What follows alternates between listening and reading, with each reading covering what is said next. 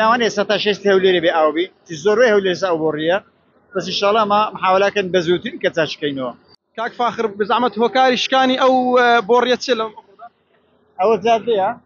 أبو رجلي لدادي أزا هزي بزانت سيارة شيء زخم بيري دارويا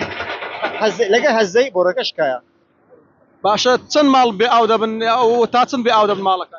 مثلا مال بي أو من اللاواني 16 هوليري بأوبي تزوره هوليري سأبوريا بس إن شاء الله ما محاولة كان بزوتين كتاش كينو يتسوى أو ديارة مثلا تسن روشي دي كان تسن ساعة دي كتساق دبيتها أما نارم أو عند ساعتها بس أو ذم أو وعد يدم إيرة بزينير إن تتشكل إن شاء الله إذا لو أنا لو مغربي لو دواز الشيء أجت سين مشكلة ما نيله بيشه تزارو هلا أثناء إشي مشكلة كرودا أبي مثلا عفارة عطلبي شنك مشكلة شنك مشكلة لدى الثمانية لو حالة تأخير بين أجنا بزوتين كتشكل إنه باشا أمثال دوم زارة أي بوري أي فراس سيد الشتزاري دي كشر إيرة بيان شوينش دي لو نزهر لما تقيبه هز عيني هذا من نفس السبب أو زي هزي لسه أو بوري تحمل زيناك باشا أشكرت